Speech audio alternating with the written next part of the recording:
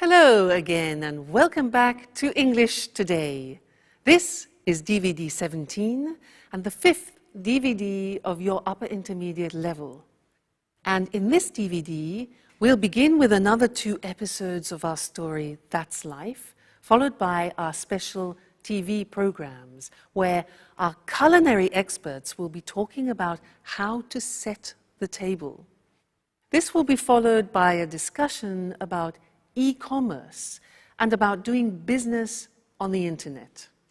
Then, in the grammar section, we'll study how to position adjectives in the English sentence and also look at some of the main differences between American and British English, all right? So, enjoy yourselves and enjoy your viewing.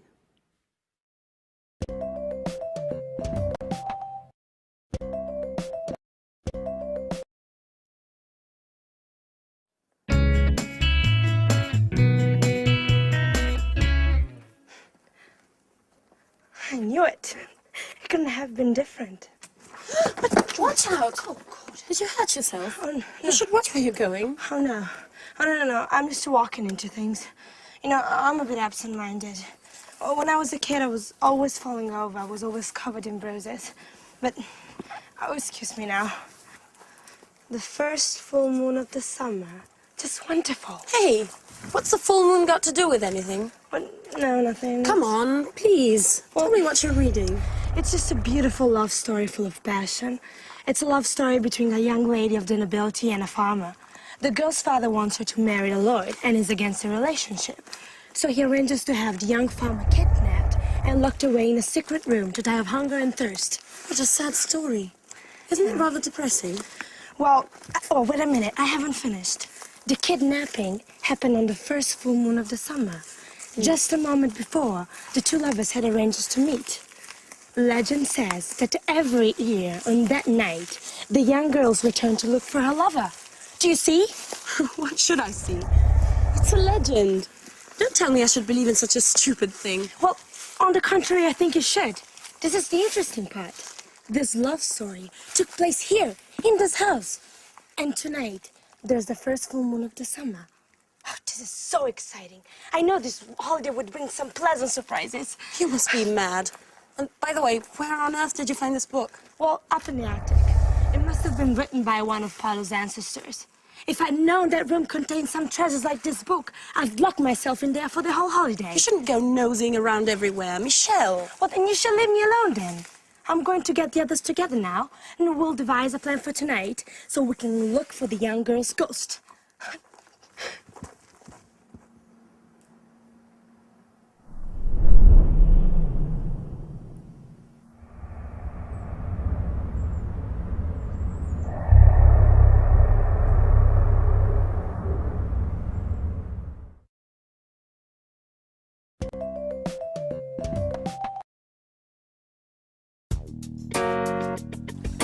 Hey, Sarah! Like a flip?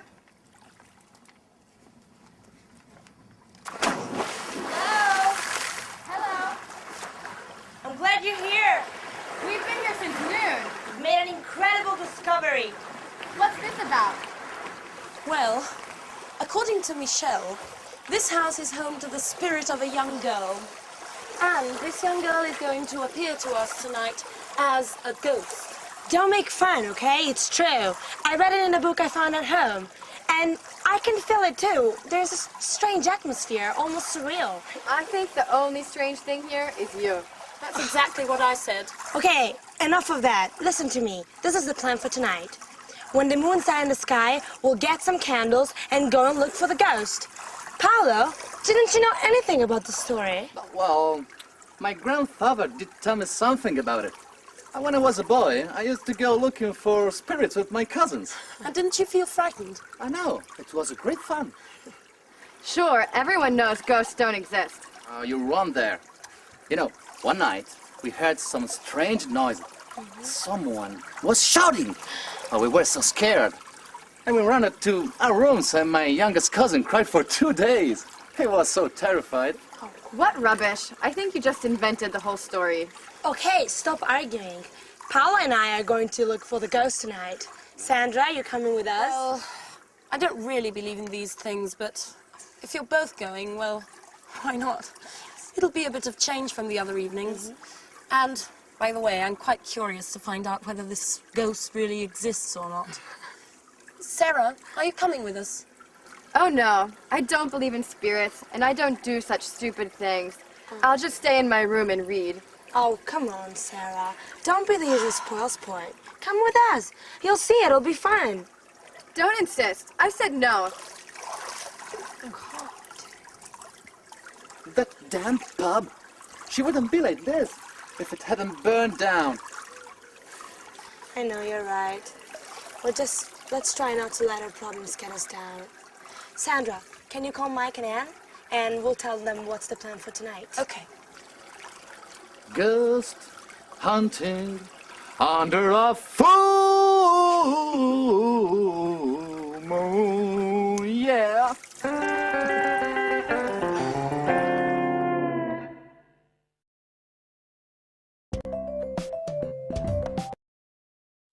Hi everyone, and welcome back for another lesson.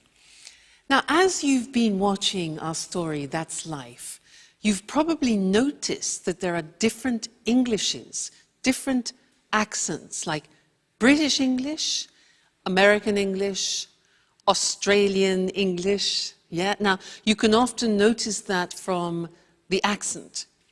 But we don't only notice the difference from the accent.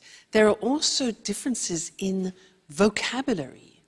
And this is something that I want to look at with you now, especially between British English and American English. So we'll look at the screen and you can see the words written. Because British English and American English, when I meet, for example, an American person, I usually don't have any problems understanding. But occasionally, let me tell you this story. An American said to me once, he said, hey, do you have a moose? And I didn't know what to answer. He said, do you have a moose? Now, in the English language, a moose is either the dessert that you eat at the end of a meal, like chocolate mousse, or it's the animal with antlers that you see in Canada. So none of those things were appropriate for the situation that we were in. So I had to say, sorry, what do you mean by moose? And for him, the moose was a mattress. You know, part of the bed that you sleep on, a moose was a mattress. So I was just flabbergasted. I could never have guessed that a moose was a mattress. So let me show you or introduce you, maybe you know some of these already, especially if you watch the cinema a lot. Some of the difference in terminologies and vocabulary between American and English, all right? Now, look at the screen. In British English, we talk about living in a flat, which is a small house in a condominium. So that's a flat. But the Americans tend to call that an apartment, all right? Then we in England have gardens, which are often attached to our houses or our flats. But in America, they call that a yard, all right? A yard. So in my backyard, you often hear. Then when you have rubbish, in England, we put the rubbish in a rubbish bin. But in America, rubbish is garbage. So they put their rubbish in a garbage can. So rubbish bin, garbage can. If I say in British English, I'm going to town, the Americans will say, I'm going downtown. I'm going downtown. In England, walking along the streets, the part beside the street itself, beside the road, is called a pavement. But in America, that is called a sidewalk.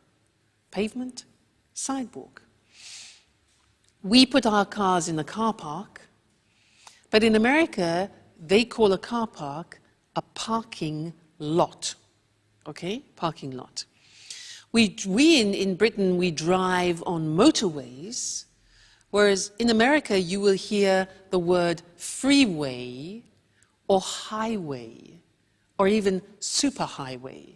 All right, so motorway in Britain, freeway, highway in America. Then when all the roads come together, we call that in English a junction.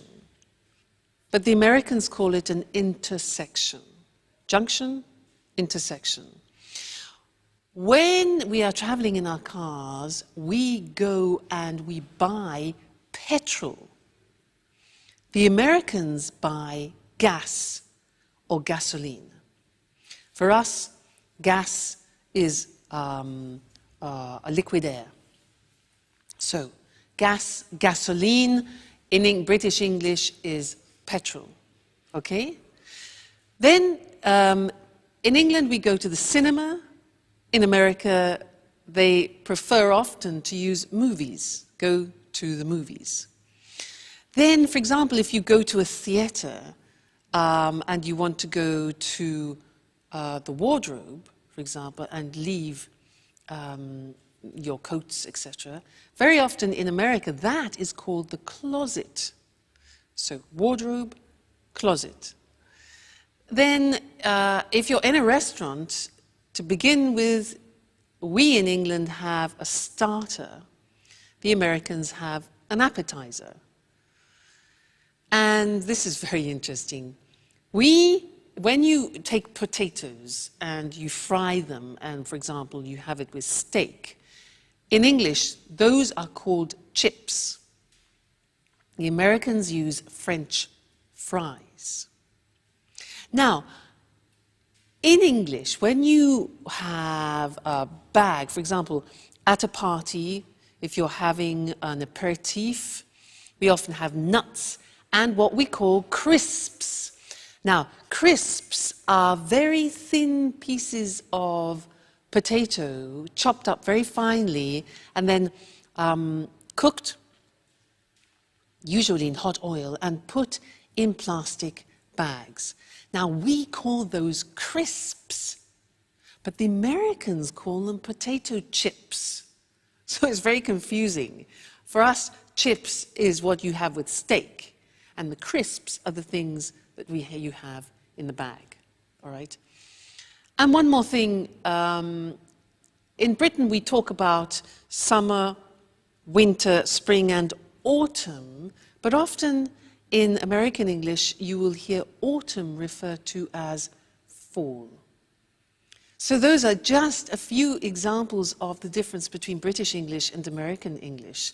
But keep noticing the differences especially when you're watching films, because it really is very interesting and it will help you in preparation for when you go to both countries.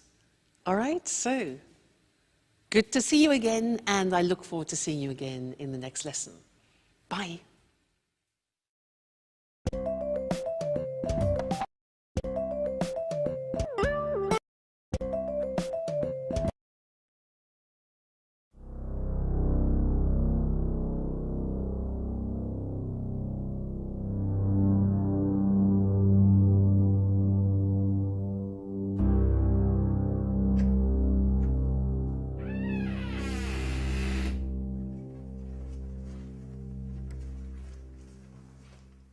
So, this is the abandonment?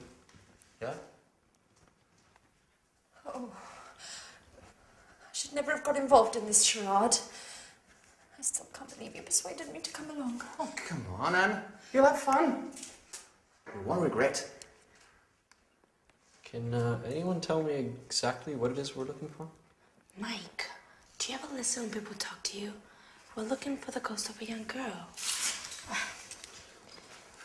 Legend says that when the full moon's high in the sky, she returns here to look for a young lover. She walks up and down the secret spot where she used to meet him. And where is the secret spot? Well, we don't know. But Paolo told me that last year he'd heard strange sounds coming from this house. We can start from here. Where here? How can we possibly if we can't see anything in the dark? Don't worry. I know this place very well. Okay, silent. Otherwise, we're not gonna hear anything.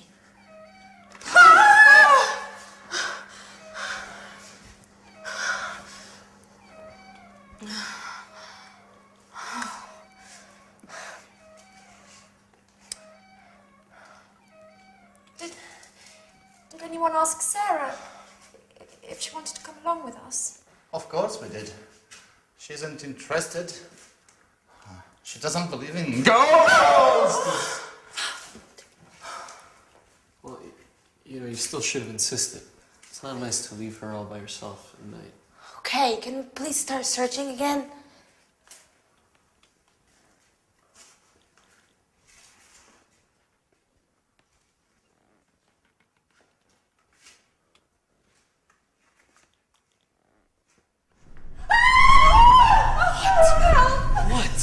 There's somebody here. Somebody I don't see anything. Are you sure? touched me on my shoulder. Yes, I'm sure. I'm sure they squeezed my shoulder.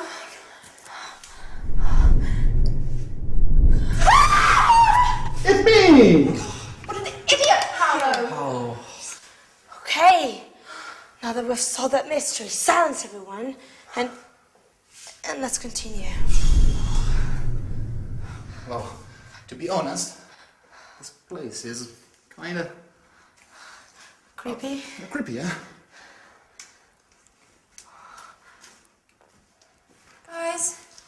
Guys, wait for us. Please.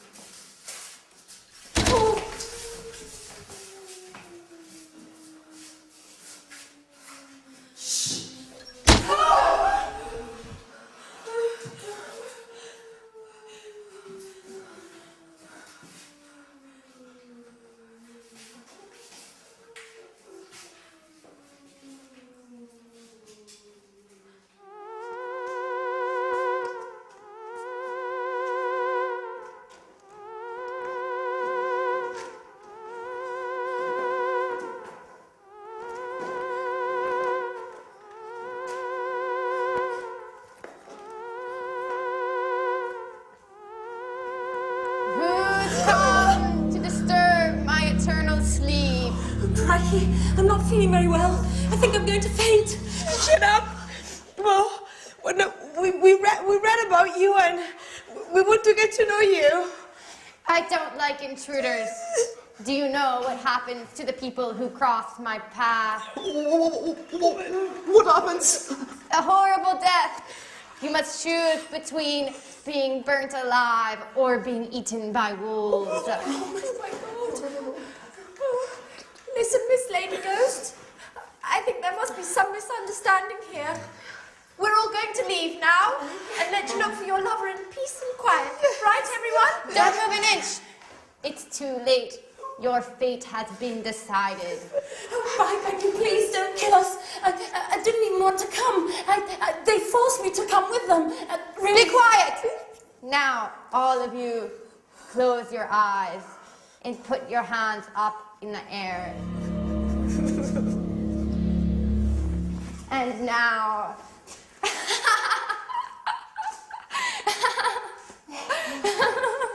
Sarah! So you were the ghost? Yes. I was in my room reading when I thought of dressing up and scaring all of you. And I must admit, it was worth it. You don't know how funny you all looked. Your face is white with fear, and your voice is pleading for mercy. I've never had so much fun. Yes, but you gave us all a big shock. Yeah. Yes. But if it made the old Sarah come back, then long live ghosts!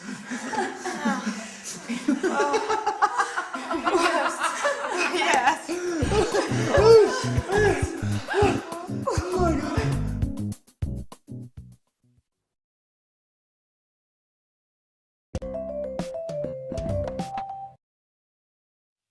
Do you believe in ghosts?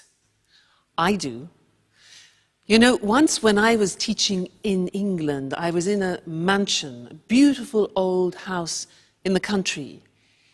And they told me that every day in one of the rooms in the mansion, there was a breeze which passed through the room every afternoon at 4 o'clock. And they said it was a friendly ghost, a woman who haunted the house every day she passed through the room at 4 o'clock on the dot. I believe in ghosts. They're all in Scotland and Britain, I think, in general. Now, I want to do something with you in this lesson related to English adjectives. If you look at this bag, if you want to describe this bag, you could say it's big, you could say it's brown, it's useful, it's casual. So these are a few adjectives which you could use to describe the bag. Now, the problem is if you want to use more than one or two adjectives before the noun, how do you order them? Do you say it's a big, casual, useful brown bag, or it's a brown, big, casual, useful bag?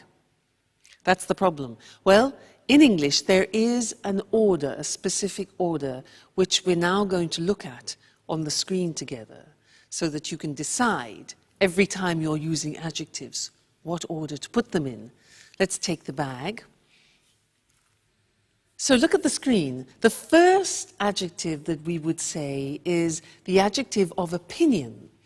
So adjectives of opinion are, for example, interesting, boring, fascinating, in this case, useful, okay, or even casual.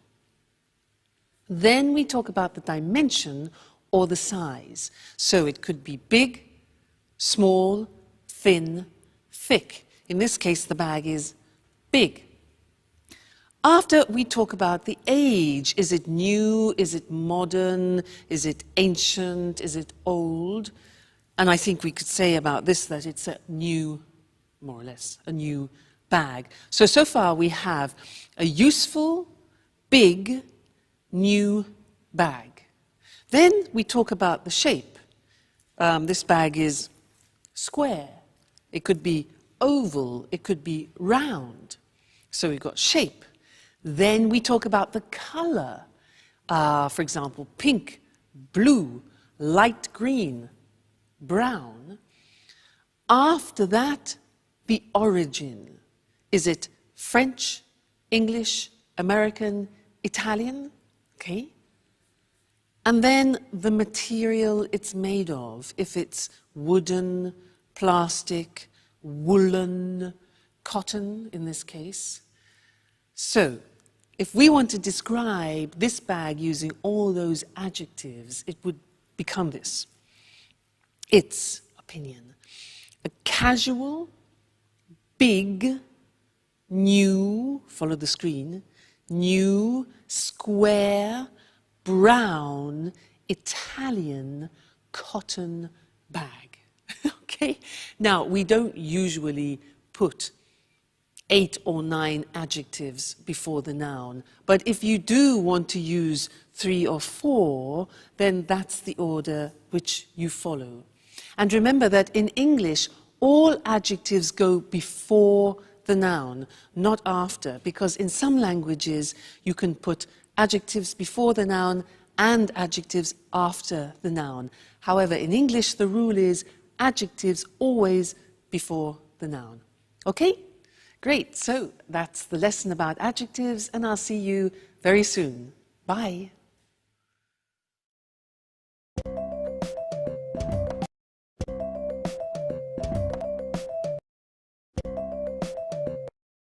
Welcome to Cooking Today. Hi, Lisa. Good to see you. Good to see you again, Nancy. Lisa, tell us what you're going to talk about this time. I've chosen a letter in particular. I've received so many. Here we are. It comes from Lynn. Dear Lisa, you're the person I most admire in my life. Please help me. My husband has decided to invite his boss and wife for dinner. And I've no idea how to arrange a formal table setting. Husbands can be so insensitive. Well, dear Lynn, you don't need bone china, silverware or crystal to set an attractive table. Where does one begin? I'd start with the table covering.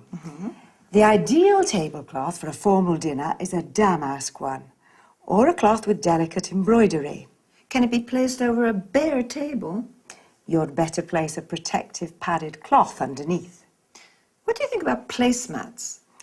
They're acceptable for every occasion except formal dinners. And table runners, aren't they pretty? They are, and very trendy nowadays since they come in a wide range of colours. Now, tell us about napkins. They're usually sold as a coordinated set with tablecloths. She's not supposed to use paper napkins, I suppose. Oh, it's considered a bit crass. You can use paper napkins for picnics. Is a napkin ring necessary? Why not? In the past, each family member would have one, either of wood or engraved silver.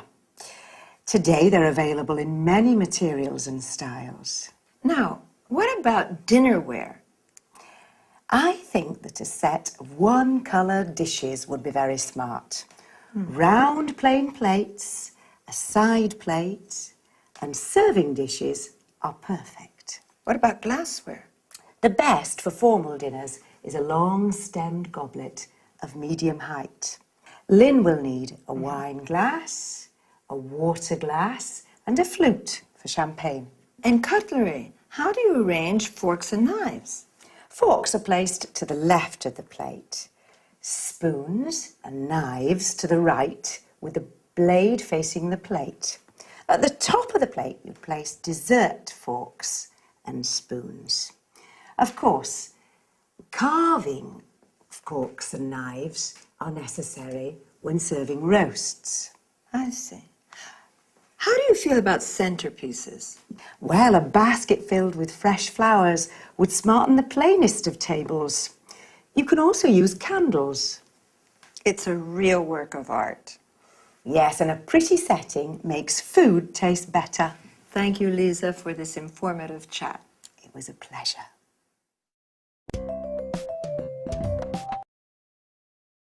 Now, let's see which term Lisa used to talk about table setting. First of all, she said there are different kinds of table coverings. A tablecloth is what we use to cover the table with during meals. Placemats are individual settings for more informal meals.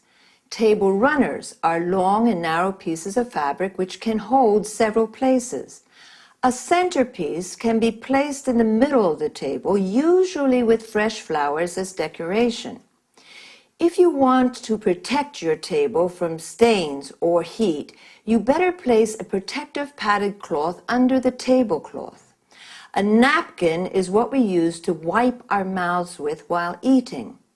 Today, paper napkins are rather convenient, but don't use them when Lisa is invited.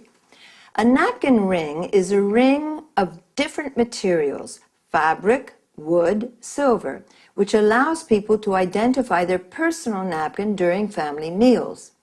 Now, let's go to dinnerware or dinner service, also called crockery, or plates, side plates, or serving dishes used for meals. Glassware refers to glasses that can be wine glasses, water glasses, or flutes used to drink champagne. A stemmed goblet is a tall glass with a stem used in formal dinners. Cutlery, commonly referred to as silverware, refers to forks and spoons and knives. Serving forks and spoons are used to serve food from the serving dish. That's all for this time. See you again next week.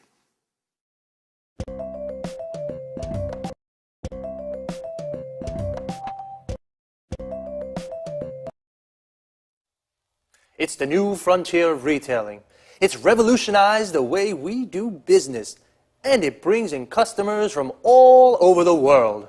Of course, I'm talking about e-commerce. I'm Eric Brown, and this is Let's Talk, the discussion program with our commentators, Tom and Marie. Good evening, everyone. Good evening. Well, what are your thoughts on e-commerce? Do you buy things online? Of course I do. I always book low-cost flights, and I also buy DVDs and books on the internet, as most people do. I shop online not only for the convenience, but also to pay the lowest price possible on any given item. I used to visit different websites to shop around for the lowest price, but now that automatic comparison shopping is possible, my browser automatically shows me the prices for the same DVD at different online stores on the web. I can easily compare prices and choose which one to buy. Marie, did you know that you're a typical online shopper? In fact, 52% of online shoppers buy books, 41% buy leisure and travel items, including holidays and flights, and 40% buy DVDs and CDs. Well, Eric, online shopping is very popular today. In the UK, for example, 48% of people regularly shop on the internet. Did you know that economists put the value of online shopping in the UK at £2.26 billion and that the e-retail market is growing by 32% a year? Actually, that doesn't surprise me. E-commerce is having a huge impact on the way we do business. It's increasing markets, improving efficiency and effectiveness, and is transforming business processes. Tom, why are you so quiet? What do you think about e-commerce? Well, to tell you the truth, I'm very skeptical about e-commerce for many reasons. Why exactly are you skeptical? Well, let's start with the issue of security. Credit card details can be stolen, and it's possible to order goods from bogus companies, ones that don't really exist. There are also lots of scams to trick people into handing over their login details for online banking, and then their accounts are emptied. So, according to you, buying things online is risky. Yes. Also, you can't be sure you'll get the goods you ordered, and if there's something wrong with them, who pays for the goods to be returned? You do. Tom, I agree with you, but up to a certain point. There are some problems with e-commerce, but these problems aren't stopping people from spending more and more online. At the same time, e-commerce has many advantages for business people. Could you explain some of these advantages, Marie? Well, it's cheaper for a retailer to set up a website than it is to rent a shop, fit it out, and pay someone to work there. Besides, a website has global reach, so customers can come from all over the world. Okay, an interesting discussion. But I'm afraid, yet again, we've run out of time. Once again, I'd like to thank our commentators. Thank you. Thank you. And goodbye to everyone. And see you again next week for another edition of Let's Talk. The topic today was e-commerce, electronic buying and selling. More specifically, we spoke about e-retailing and online shopping. Retailing is the selling of goods directly to consumers. Consumers are the people who buy goods. Online means with the internet. So, online shopping is buying things on the internet. The e-retail market, that is the selling of goods online, is growing. Well, online shopping has its positive aspects and negative aspects. Marie said you can find the lowest price thanks to automatic comparison shopping. Automatic comparison shopping means your browser, the program you use on the internet, automatically shows you the prices of the same products at different online stores. An online store is a virtual shop on the web. The web is another word for the internet. With this kind of shopping, you don't have to shop around. To shop around means visit different shops to look for the lowest price. It's cheaper for retailers, people who sell goods to consumers, to set up a website than to fit out a shop. To set up a website means to develop a website. Notice how we say to fit out a shop. This means to make a shop ready for use. For example, add shelves, lights, mirrors. Tom, on the other hand, is skeptical about e-commerce. This means he has doubts. He says online shopping is a risk. There are lots of bogus companies. These are companies that don't really exist. And lots of scams. A scam is a trick to steal money from people. Again, we have run out of time. To run out of something means you have finished it. So, goodbye and see you again soon.